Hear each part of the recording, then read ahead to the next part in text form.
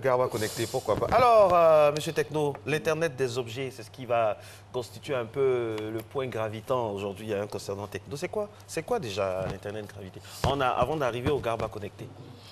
Alors, on va dire l'Internet des objets, c'est quand Internet est plutôt, on va dire, étendu aux choses, aux objets de la vie quotidienne.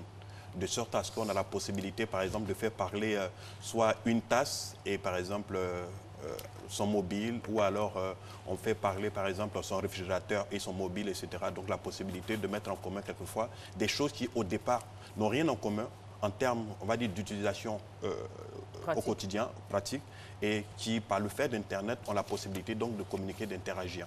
Alors, quelle est l'utilité justement de faire interagir un réfrigérateur et un téléphone portable ou une télévision, par exemple? Alors, on va dire, dans l'évolution, en fait, aujourd'hui, les choses, on aspire donc à avoir une vie qui est plus simple. On veut utiliser donc les choses de façon plus simple. On veut que la vie soit toujours plus facile. C'est comme, par exemple, sa voiture qui est un concept. La voiture, c'est un concept.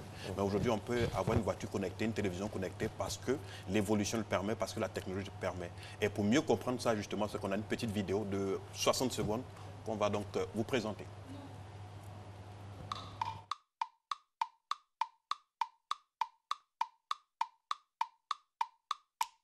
L'Internet des objets, ou machine to machine, en fait c'est quand deux objets se mettent à parler entre eux. Ça peut paraître bizarre comme ça, mais en fait c'est très utile. Prenez Paul par exemple. Paul a d'énormes difficultés à se lever le matin. Eh bien l'Internet des objets va lui faciliter la vie. Déjà son agenda va pouvoir dire à son réveil de se régler automatiquement pour que Paul arrive à l'heure à son premier rendez-vous. Et c'est aussi son réveil qui va déclencher l'ouverture de ses volets, allumer sa télé, et dire à sa machine à café de se mettre en marche pour que tout soit prêt lorsqu'il sortira de sa douche. Une fois en route, c'est la voiture de Paul qui va commander au réverbère de s'allumer sur son passage, permettant à la ville des économies d'énergie. Si pendant la journée, Paul passe devant un supermarché, son frigidaire va envoyer un SMS à son smartphone pour le prévenir que son stock de concombres est épuisé. En rentrant, sa voiture va demander à sa chaîne hi-fi de passer son morceau préféré lorsqu'il franchira la porte de chez lui. Et le soir, c'est son four qui lui enverra un texto quand son gratin de concombre sera cuit. Avec l'Internet des objets, Paul peut donc s'endormir tranquille, pourvu qu'il ne se soit pas trompé en notant l'heure de son premier rendez-vous. Alors, je me demande, les enfants de nos enfants, nos petits-enfants, vraiment, ce sera quoi le réveil, leur matin bonheur dans 200, 300 ans? Moi, je ne suis pas réfractaire du tout à la technologie, mais je trouve que ça fait peur quand même. Où est la part de l'homme dedans, de l'humanité, de l'humain? La part de l'humain réside justement dans la possibilité donc, que l'homme a de créer pour se faciliter en fait la vie. Et bien sûr, on va dire que tout est virtualisé aujourd'hui, mais l'homme reste toujours le centre d'intérêt. C'est pour les besoins de l'homme. Je pense que de la préhistoire, ou alors depuis le néolithique, etc., jusqu'à présent, la technologie qui nous a fait évoluer et voir les choses donc autrement. Et plus donc l'homme va évoluer avec les moyens qu'il faut, et plus il va se faciliter de plus en plus la vie. Imaginez-vous, il y a quoi, on va dire, lors de la révolution industrielle, on va dire au 19e siècle, la voiture, c'était encore quelque chose qui était un luxe, c'était compliqué, il fallait faire la mise au point. Mais aujourd'hui, qu'est-ce qu'on a? On a des voitures qui sont des voitures connectées. Mais alors, justement, la part de l'homme dont parlait Marco, la technologie est en train de remplacer l'humain.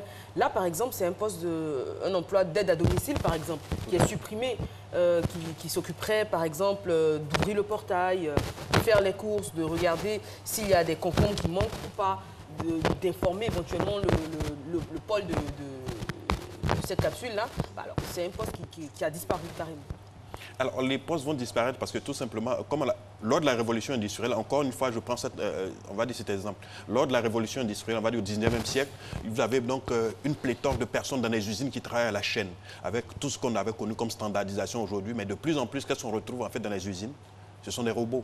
Et ça ne veut pas dire qu'éventuellement l'homme est au chômage ou alors il n'a rien à faire. Il peut se reconvertir. Et se reconvertir, c'est toujours parce qu'aujourd'hui, on dit que le domaine des technologies, c'est devenu un pôle de croissance. Ça veut dire qu'on a la possibilité donc de créer soi-même. Aujourd'hui, on peut être justement un simple codeur, programmateur informatique, et on gagne très bien sa vie avec, on peut en vivre pendant des années. On a la possibilité également donc de constituer des startups, mais qui font de la recherche pour que justement, donc, on va dire ces entreprises, que ces hommes-là en fait puissent travailler, puissent exister. Alors, les objets connectés, c'est bien beau, c'est bien intéressant, mais c'est subséquent aussi à des velléités au niveau de la technologie. Ça peut ne pas marcher. Au final, si tout est connecté, est-ce qu'on ne craint pas, par exemple, les risques de piratage ou des risques de bugs tout simplement comme on a eu le cas en 2000. Tout à fait. Alors, cette question est une question fondamentale, la question de la sécurité. Donc, sur Internet, bien sûr, on a vu donc Amazon, Airbnb, des grands sites Internet et quelquefois même des serveurs qui ont été piratés. Mais de plus en plus, quand on va dire vers la big data, vers une masse d'informations qui permet aujourd'hui, je veux dire, de pouvoir échanger. Donc, ce qui va se faire, c'est que on va dire les spécialistes ou alors les grosses boîtes comme Google, Amazon, etc. vont se spécialiser, ou alors même Cisco, vont se spécialiser en fait en matière de sécurité. Et la sécurité sera, on va dire, l'un des points forts de notre développement des technologies. Donc, ce n'est pas des choses à craindre. C'est vrai qu'elles peuvent arriver comme dans tous les domaines. Ce n'est pas juste dans le domaine de la technologie. Je pense même que dans le domaine de la sécurité physique, aujourd'hui, c'est des choses qui existent quelquefois, les défaillances, etc., de l'homme ou de quoi. Ça va toujours exister. Mais ce qui est sûr, c'est que plus on va évoluer en termes d'utilisation de la technologie, plus vous allez voir des entreprises qui vont se spécialiser donc, dans la sécurité de plus en plus pointue. Alors, est-ce qu'aujourd'hui, on a des exemples, je dirais, concrets d'objets connectés qui sont utilisés et qui marchent dans le monde? Alors, oui, les objets donc, connectés, déjà, on a nos montres connectées, les voitures connectées, on a aujourd'hui... La valise connectée. La valise connectée. On a même aujourd'hui des hôpitaux connectés. Aux États-Unis, quand vous allez quelquefois en Californie, que je peux voir, donc vous avez des hôpitaux connectés. Ça veut dire que le médecin a son bracelet. Quand on l'appelle, donc il peut savoir quelle est la chambre donc il appelle, ou alors il peut savoir quel est le patient de quelle chambre, qui a par exemple donc un petit malaise, ou alors qui a sa tension, soit qui vient de monter, etc. Ça permet donc de réagir au plus vite. Et puis la ville de Nice, que je sais que Maslin aime beaucoup. La ville de Nice, aujourd'hui, on va dire que c'est une ville connectée.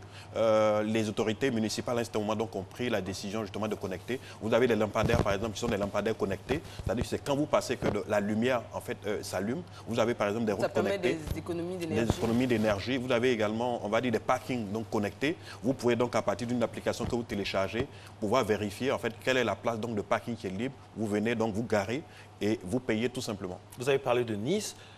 Je confirme, j'aime bien, même si j'aime pas le fait qu'ils aient battu le PSG. Vous avez parlé des États-Unis, mais et l'Afrique dans tout ça? Alors, l'Afrique est en train de se mettre, on va dire, au diapason.